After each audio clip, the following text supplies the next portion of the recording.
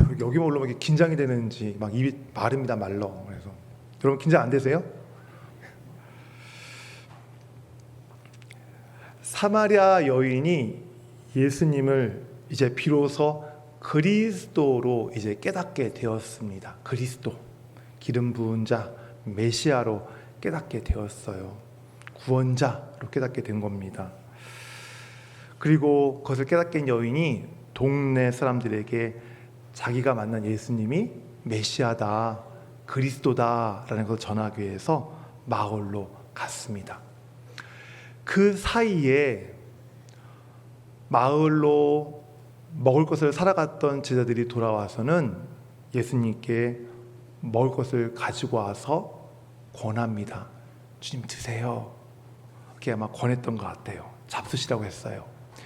그랬더니 예수님께서 뭐라고 말씀하세요?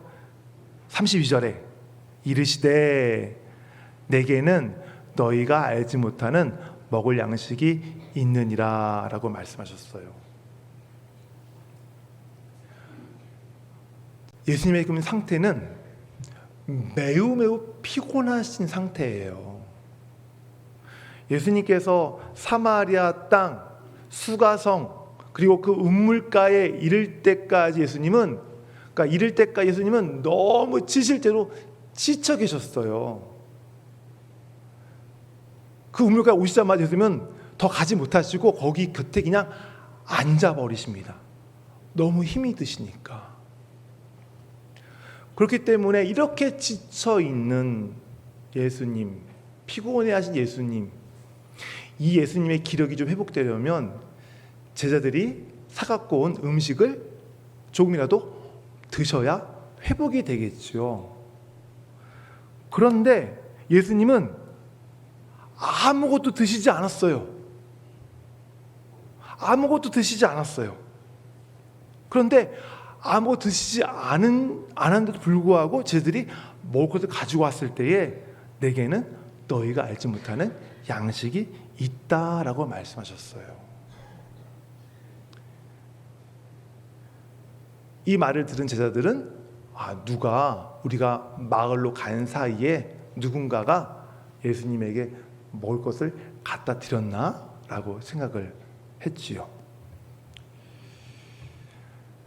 여기서 우리가 주목해야 될 것은 예수님과 제자들이 똑같은 말을 하고 있어요. 양식, 먹을 것이라고 하는 똑같은 말을 하고 있는데 말은 똑같지만 그 의미에는 큰 차이가 있다는 것을 우리가 발견할 수 있습니다. 제자들이 갖고 와서 말하는 그 먹을 것이라는 것은 말 그대로, 문자 그대로 떡이에요. 떡, 빵이에요. 배고픔을 이렇게 해결해 줄 수 있는 그런 음식물입니다. 그러나 예수님께서 말씀하신 양식은 제자들이 말하는 그 양식과는 먹을 것과는 전혀 다른 차원의 양식이었어요. 다시 말해서 예수님의 그 말씀하신 양식은 배를 채워주는, 육신의 배를 채워주는 양식이 아니었기 때문입니다. 내게는 너희가 알지 못하는 양식이 있다라는 말을 듣고 좀 이상하게 생각하는 제자들에게 예수님께서 이어서 그 양식이 무엇인지를 이렇게 설명해 주십니다. 34절입니다. 우리 같이 읽겠습니다. 예수께서 이르시되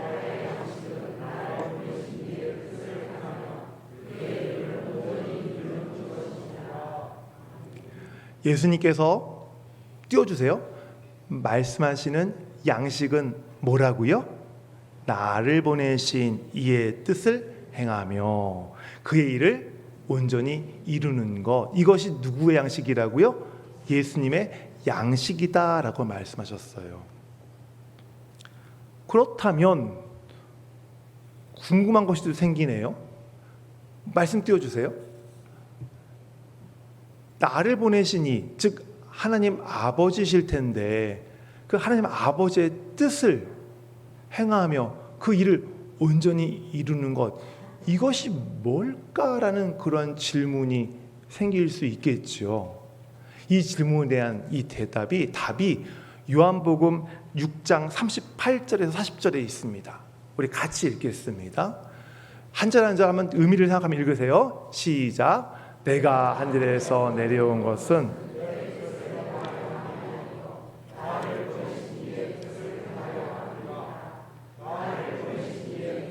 내게 주신 자 중에 내가 하나도 잃어버리지 아니하고 마지막 날에 다시 살리는 이것이니라. 내 아버지의 뜻은 아들을 보고 믿는 자마다 영생을 얻는 이것이니 마지막 날에 내가 이를 다시 살리라 하시니라. 아멘. 이 말씀에 의하면 성부 하나님의 뜻과 일이 무엇입니까? 39절에 예수님께 주신 자들이 하나도 잃어버리지 아니하고 마지막 날에 다시 살리는 것. 40절에 아들을 보고 믿는 자마다 영생을 얻게 함으로써 마지막 날에 다시 그를 살리는 것. 한마디로 한 사람의 구원. 이것이 누구의 일과 뜻이라고요? 하나님의 일과 뜻이고, 이것이 누구 양식이라고요? 예수님의 양식이라고 말씀하셨어요. 나의 양식이다. 결국 예수님의 양식은 뭐예요? 하나님의 뜻과 일을 이루는 것인데, 그것이 뭐라고요? 한 사람의 구원. 이것이 누구 양식이라고요? 예수님의 양식이라는 거예요. 자, 그러면 한 사람의 구원을 예수님께서 자기 양식, 나의 양식이다라고 말씀하셨는데 왜 하필 양식이란 말을 사용하셨을까요? 이게 내 사명이야 라는 멋진 말도 있는데 하필이면 먹을 거라는 그 의미를 왜 여기에 사용하셨을까요? 제가 궁금해서 이 성경 사전들을 찾다가 이 먹을 것, 양식에 관련된 성구 하나를 제가 봤어요. 시편 104편에 있는 성구인데요. 우리 같이 보겠습니다. 읽겠습니다. 그가 가축을 위한 풀과 사람을 위한 채소를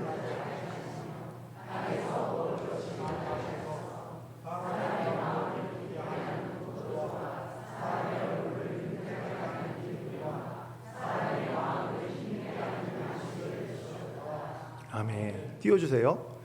저 시편 104편은 앞에 있는 103편과 이어서 다윗의 시예요. 저 시편 103편과 104편의 내용을 보면 하나님을 송축하는 내용이 기록이 되어 있어요. 하나님을 찬양하는 내용이 기록이 되어 있어요.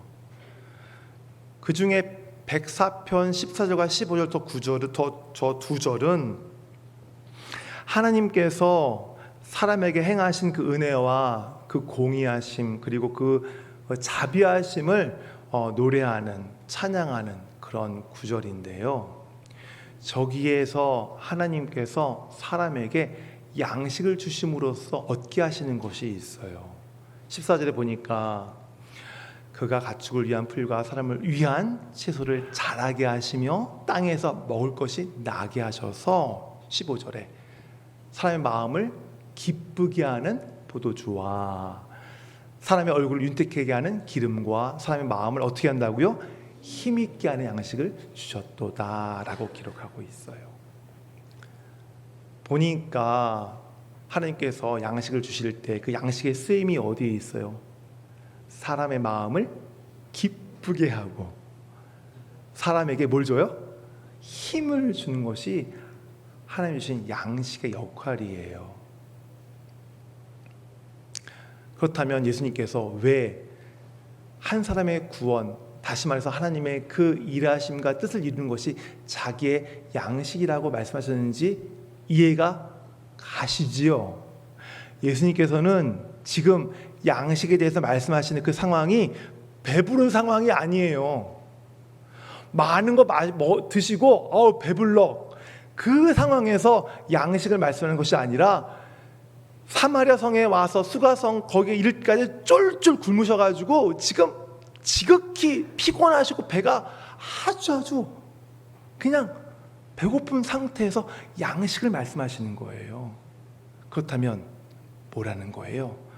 하나님의 일과 뜻, 다시 말해 한 사람의 구원이 그의 양식이라는 것은 하나님의 그 일과 뜻이 자기에게 양식처럼 뭘 주기 때문에 뭘 준다고요? 기쁨을 주고 또 뭘 준다고요? 힘이 되기 때문에 예수님께서 한 사람의 구원을, 하나님의 일과 그 뜻을 나의 양식이다라고 말씀하고 계시는 거예요. 이해가 가세요? 네. 이해가 안 가신 분들은 오늘부터 한 3일 굶으시고 밥을 한 드셔보시길 바랍니다. 네. 죽만 봐도 군침이 돌 거예요. 이 당시에 부자들은 밀가루에 그 누룩을 넣은 아주 맛있는 그런 빵을 먹었어요. 근데 가난한 사람들은 그 보리가루 있잖아요. 보리가루에 누룩을 넣지 않은 그 빵을 먹었거든요. 요즘은 건강식이지만 그때는 진짜 맛이 없는 음식 아니었겠어요. 지금 제자들이 사온 것이 아마 그런 빵이었을 거예요. 네.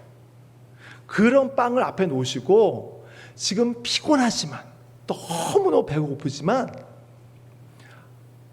하나님의 일하심과 하나님의 뜻을 행하는, 다시 말해서 그 한 사람의 구원을 이루시는 것이 자기에게는 그 빵을 먹는 것처럼,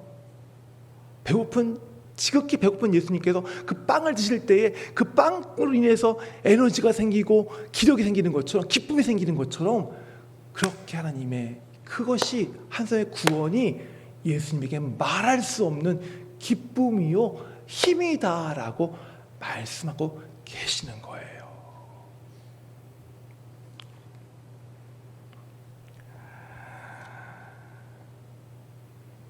이런 의미에서 먹을 것을 가지고 와서 예수님께 드시라고 권하는 제자들에게 예수님이 내게는 너희가 알지 못하는 나의 먹을 양식이 있다라고 하신 말씀은 성부 하나님의 뜻과 일로 말미암아 사마리아 여인이 구원받은 것을 보고, 얘들아, 나 그거 안 먹어도 배불러. 나 그거 안 먹어도 너무 힘이 난다.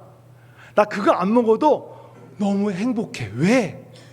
바로 하나님의 구원을 이루는 저 여인이 바로 나의 양식이기 때문에 그래 라고 하시는 말씀인 거예요. 하나님께서 여러분을 보실 때에 무슨 마음일 줄 아시겠죠? 여러분 보실 때에 하나님은 배가 부르실 거예요. 여러분 보시면서, 한 분 한 분 보시면서 하나님은 너무 행복하실 거예요. 기쁘실 거예요. 힘이 나실 거예요. 여인을 보면서 예수님께서 힘이 나셨잖아요.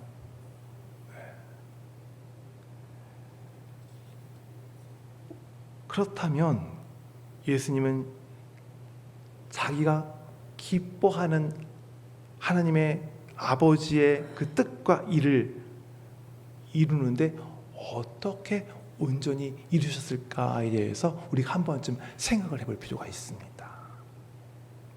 한 사람의 구원이 예수님에게 양식처럼 기쁨이요 힘이었는데, 바로 그 뜻과 일을 이루기 위해서 예수님은 어떻게 그 일들을 이루셨는가?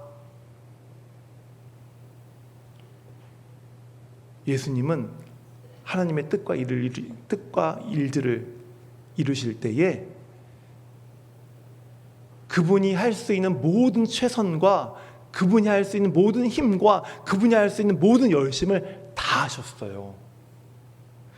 제자들과 3년 동안 공생의 기간 동안에 복음을 전하시는 가운데에도 예수님은 한시도 허투루 조금도 나태하지 않으셨어요.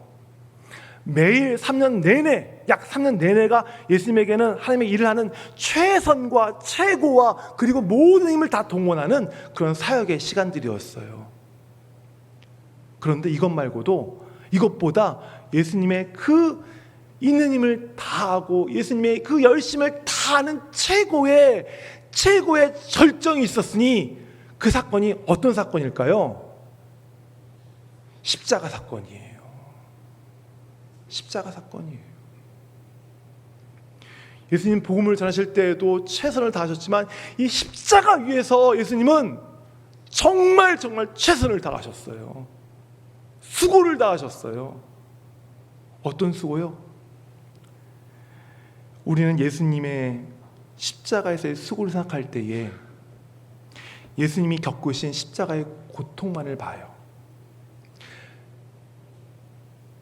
그 무슨 영화죠? 패션 오브 크라이스트라는 영화 보신 적 있으세요? 그 영화를 보면 예수님 십자가에 달리기 전에 막 그 나비 새덩이가 달린 그 채찍으로 막 맞으니까 막 그 살이 튀고 찢어지고 막 피가 온통 범벅이가 돼가지고 면류관 가시관을 쓰고 십자가에 결국은 못 박히는 예수님을 거기서 담고 있잖아요. 대부분들이 그 영화를 보시면서 십자가 위에서 고통, 육체의 고통을 당하신 예수님을 보면서 눈물을 참 많이 흘렸을 거예요. 그런데 예수님께서 십자가에 겪으신 그 고통만을 보고 십자가에서 예수님께서 최선과 열심을 다하셨다고 생각한다면 그것은 한 10%만 이해한 거예요. 십자가 위에서 예수님의 수고와 열심에 대해서. 예수님의 십자가 위에서 진짜의 수고와 열심은 다른 데 있어요. 물론 예수님께서는 두려워하셨어요. 십자가에 달리시는 것을. 사람들로부터 조롱당하고 채찍에 맞고 두 발과 두 손이 양팔이 십자가에 못 박히고 그 위에서 죽음을 당하시는 것 예수님은 두려워하셨어요. 그래서 예수님께서 겟세마네 동산에서 기도하시잖아요. 이 잔을 내게서 지나가게 하여 주시옵소서. 아버지께서 할 수만 있으시다면 그런 말씀을 하시잖아요. 근데 예수님의 그 두려움은 십자가에서의 조롱과 그 육체의 고통, 그것이 그 두려움의 근본이 아니에요. 전부가 그것은 아주 조그마한 이유예요. 아주 지극히 작은 이유예요. 예수님께 가장 큰 두려움이 있었어요. 그 두려움은 십자가에서 성부 하나님께 버림받는 거, 그게 예수님께는 가장 큰 두려움이었어요. 무엇보다 십자가에 달리기면서 당한 그 육체의 고통보다 몇십 배나 고통스럽고 괴로운 것이, 두려웠던 것이 십자가 위에서 예수님이 성부 하나님께 버림받는 것.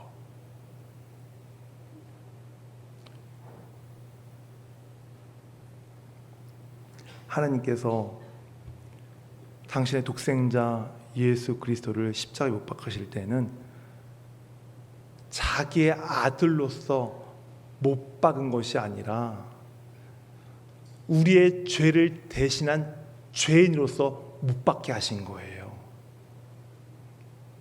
하나님으로부터 죄인이 가장 받게 되는 가장 큰 벌이 뭔지 아세요?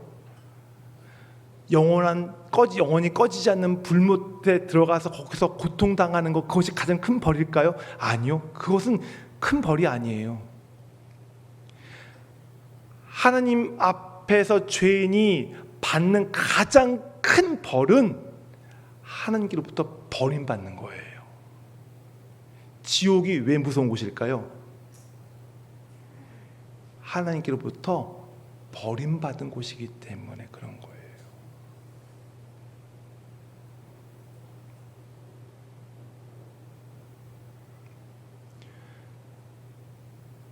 예수님께서 이미 심판을 받은 자들이 있다고 말씀하세요. 예수 그리스도를 믿는 자들은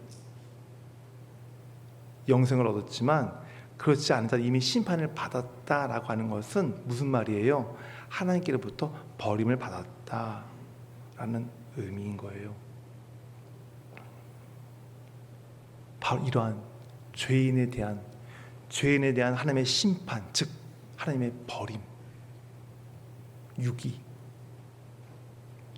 그것이 십자가에 달리신 예수님이 가장 고통스러워하는 두려움의 큰 이유였고, 예수님은 십자가 위에서 그 두려움을 오롯이 감당해내세요. 왜요? 사람을 구원하는 것이 하나님의 뜻과 일임으로 그것을 온전히 이루시기 위해서.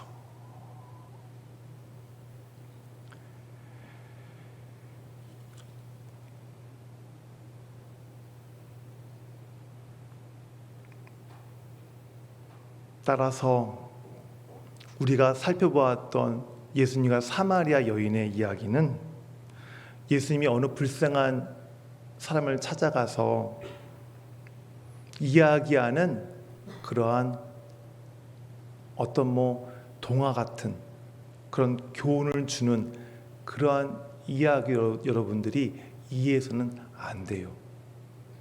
예수님께서 사마리아 여인을 만나 이야기하시는 그 모습은, 그 이야기는 사단과 죄의 노예로 사로잡혀 있는 그 사람에게 하나님께서 정하신 뜻하신 뜻과 일을 이루시기 위해서 그 죄와 사단의 세력들로부터 구원하시려고 하나님의 뜻 앞에서 예수님이 순순히 자기를 기쁨으로 내어놓는 구원에 관한 이야기예요. 우리 하나님의 구원에 관한 이야기가 바로 사마리아 여인에 대한 이야기예요.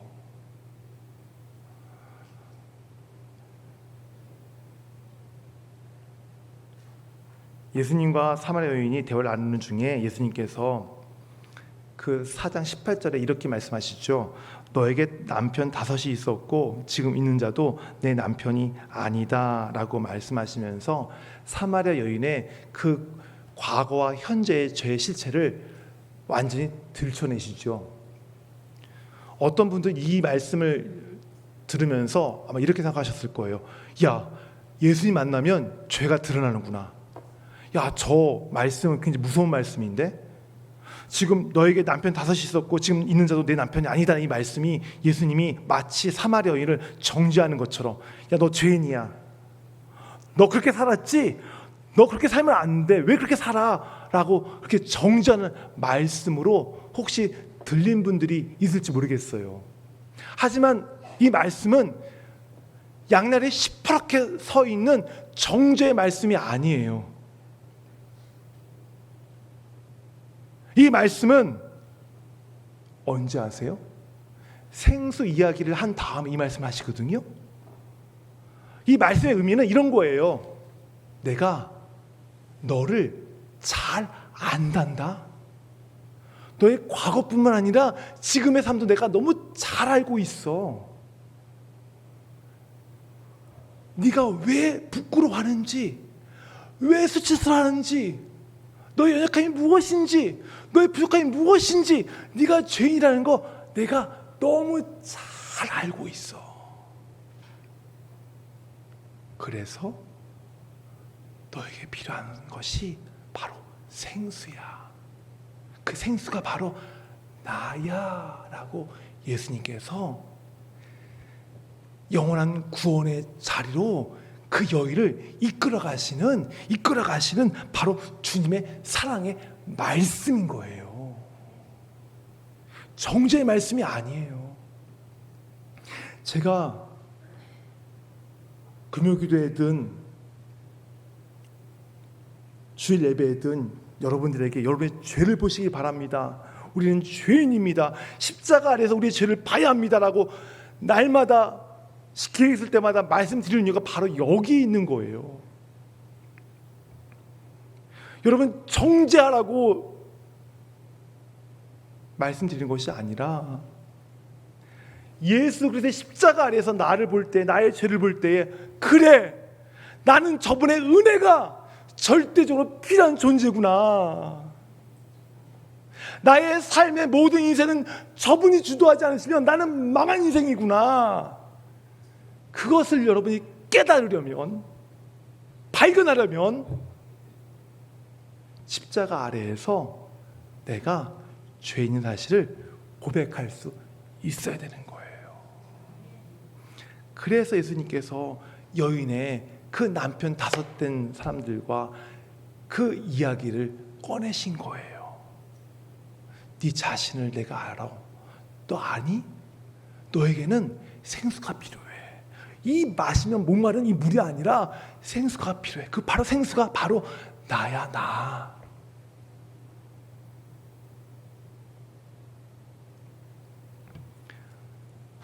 혹시라도 예수님의 이 말씀, 사마리아 여인이 하신 말씀을 죄를 들춰내는 정죄의 말씀으로 지금까지 이해하고 계신 분이 계셨다면 오늘부터는 이 말씀이 주님의 사랑의 말씀인 줄로 이제 깨달으시길 바랍니다.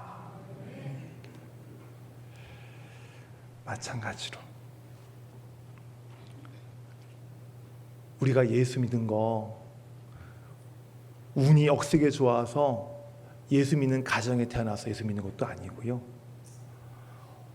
어쩌다가 보니 내 주변에 예수 믿는 이웃 통해서 전도받아서 예수 믿게 된 것도 아니고요. 살다 보니까 교회 한번 가볼까? 그런 마음이 우연하게 생겨서 예수 믿게 된 것이 아닙니다. 우리가 예수 믿게 된 것은 우리에게 영원한 생명을 주셔서 마지막 날에 우리를 하나도 잃어버리지 않고 구원하시는 하나님의 그 뜻과 일로 말미암아 된 것이고요.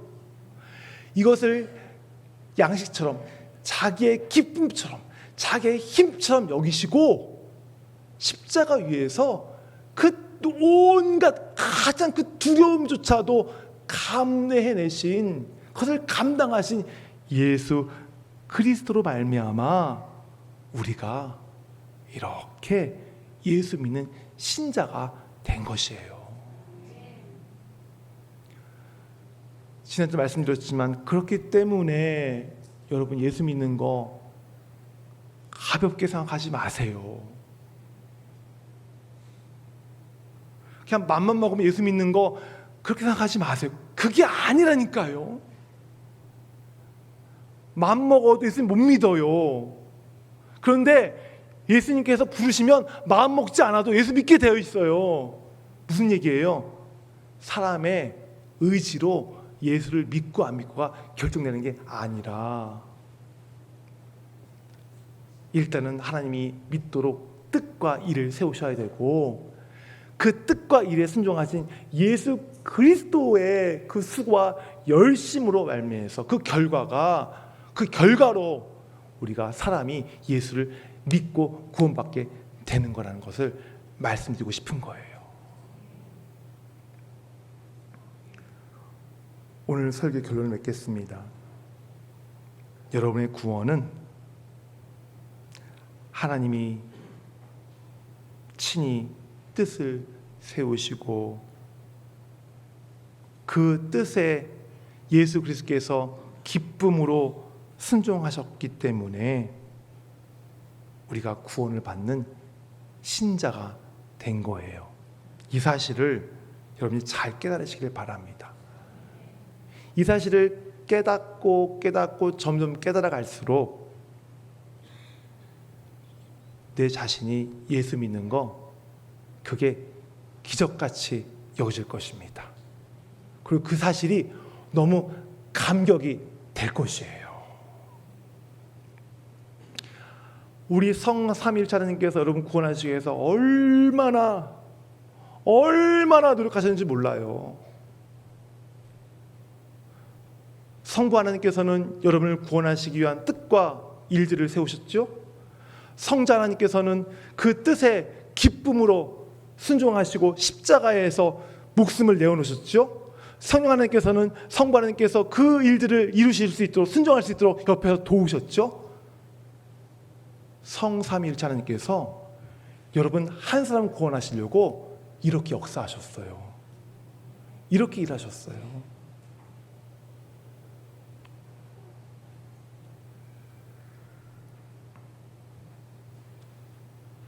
오늘 설교 제목이 뭡니까?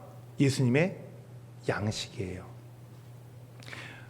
그 양식은 곧 뭐예요? 예수님의 힘과 기쁨이고, 예수님의 그 힘과 기쁨은 곧 뭐였어요? 하나님의 일과 뜻이었고, 하나님의 일과 뜻은 그 뭐였어요? 한 사람의 구원이었어요. 그렇다면 예수님의 양식은 결국 뭔 거예요?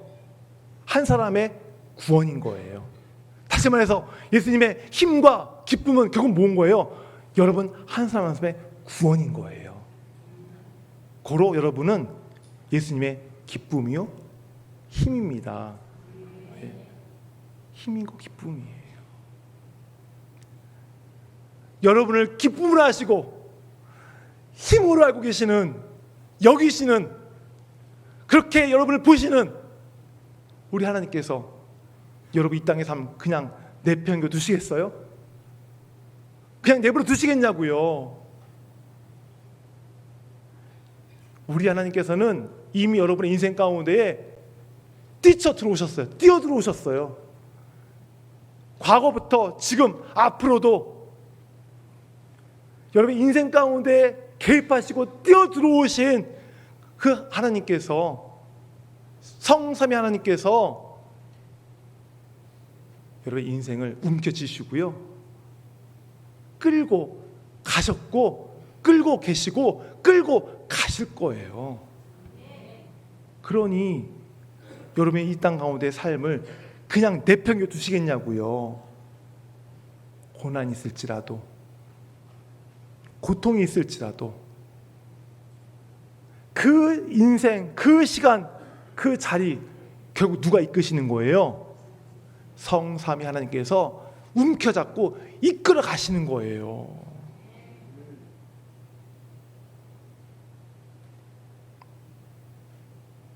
다른 말로 말하면 뭐예요? 여러분을 향한 하나님의 사랑인 거죠. 이 사랑 안에, 이 은혜 안에 여러분의 삶이 찰랑찰랑 잠겨 있는 게 아니라 완전히 깊숙하게 잠겨 있음을 인지하시길 바랍니다. 찰랑찰랑이 아니라 깊숙하게 잠겨 있어요. 저 대서양 바다에, 태평양 바다에 그 바다 1400m, 막 1000m, 막 그렇게 여러분의 그 사랑에 여러분 그렇게 잠겨 있어요. 여러분 인생이, 삶이. 여러분이 이것을, 여러분이 하나님의 이러한 사랑에 깊숙하게 잠겨 있다는 것을 여러분 계속해서 날마다 깨달으시고요. 이렇게 깨닫게 되어지는 우리 성도님들, 이 세상의 중력 얼마나 힘들어요. 하나님으로부터 자꾸 끌어다니려고 중력, 이것을 깨닫는 성도들마다, 신자들마다 이 세상의 중력으로부터 좀 더 자유로워지시고요, 좀 더 여러분이 가벼워지시기를 주님의 이름으로 축원합니다. 찬양하겠습니다.